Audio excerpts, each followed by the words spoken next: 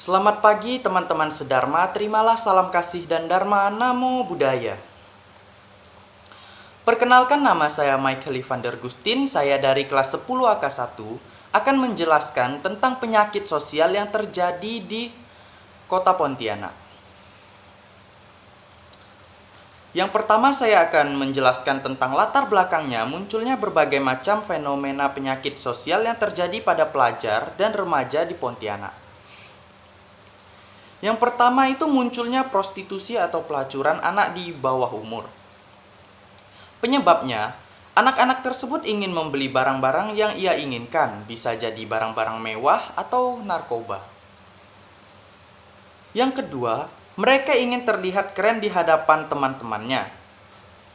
Mereka ingin dianggap sebagai anak yang gaul oleh teman-temannya. Yang ketiga, kurangnya perhatian orang tua. Jadi sebagai orang tua, kita juga harus menjaga anak-anak kita supaya tidak terjerumus ke dalam dunia gelap tersebut yang dapat merusak masa depan mereka sendiri.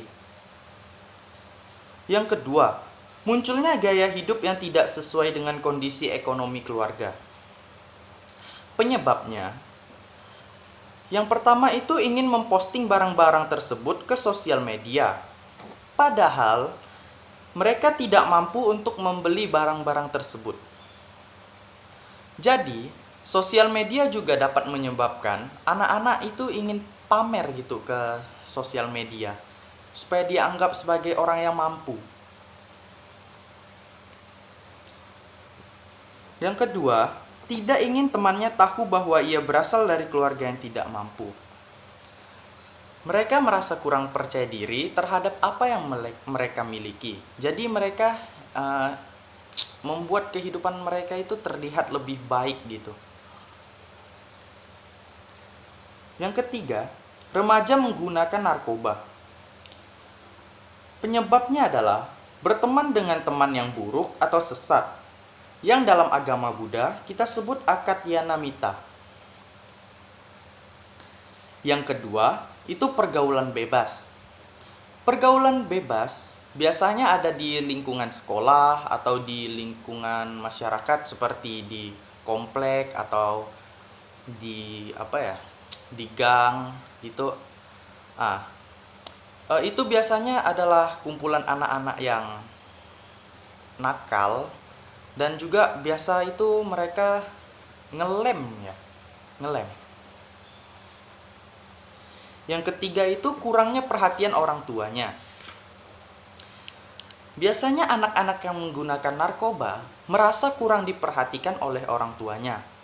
Apa karena orang tuanya bercerai atau bertengkar, jadi menyebabkan mereka itu merasa terbebani dan depresi.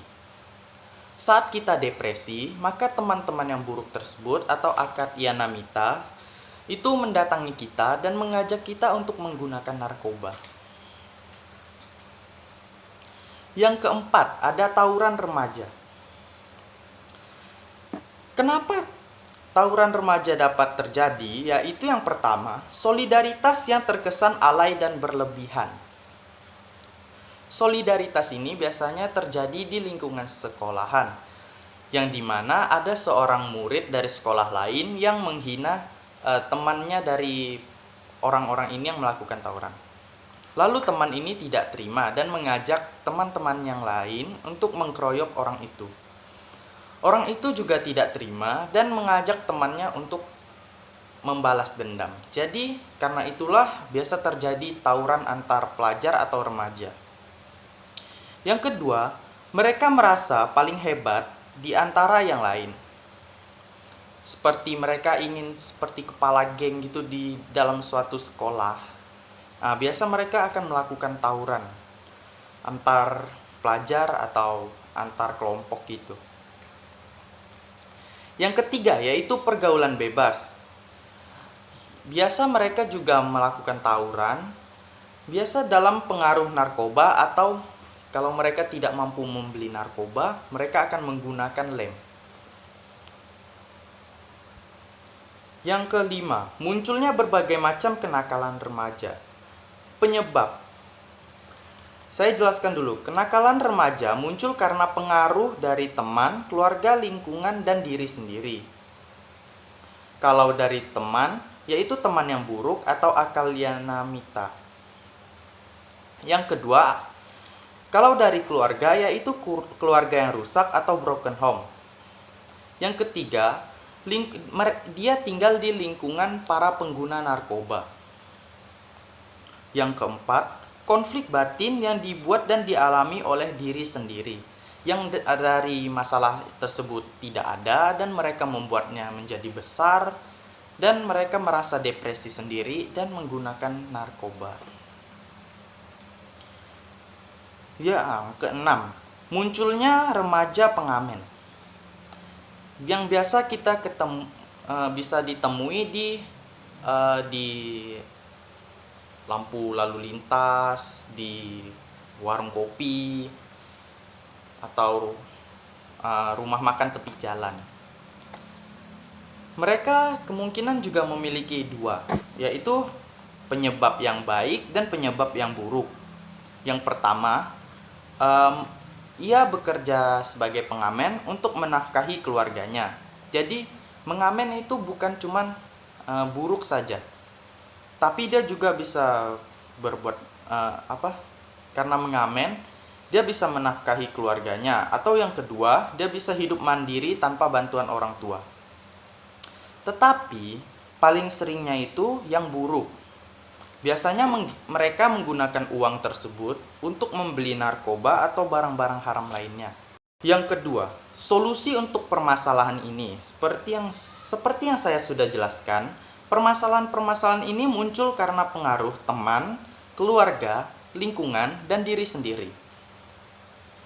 Kita dapat mencegahnya dengan berteman dengan teman yang baik atau kalyanamita.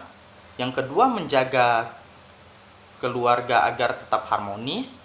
Yang ketiga, mendekatkan diri dengan Tuhan, agama, ataupun Buddha. Yang keempat, menjaga keseimbangan batin dengan meditasi atau membaca parita. Yang kelima, mengikuti ekskul di sekolah seperti olahraga, sosial, maupun keagamaan. Yang ketiga itu kesimpulan dari fenomena-fenomena penyakit sosial tersebut adalah fenomena penyakit sosial hanyalah penyakit yang dibuat oleh para remaja masa sekarang yang tidak bisa melewati masa sulit dan berteman dengan teman yang buruk.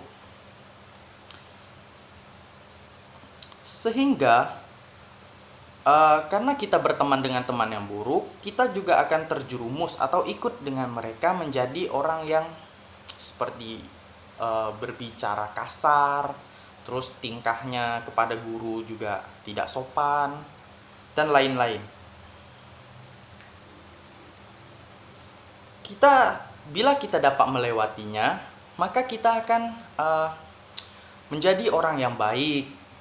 Lalu kita juga bisa berpikir kalau perbuatan tersebut itu membuat kita dijauhi oleh orang, dan juga dapat menjauhkan kita dari surga atau nirwana. Dan kita juga harus mendekatkan diri kepada agama atau melakukan berbagai kegiatan yang bermanfaat untuk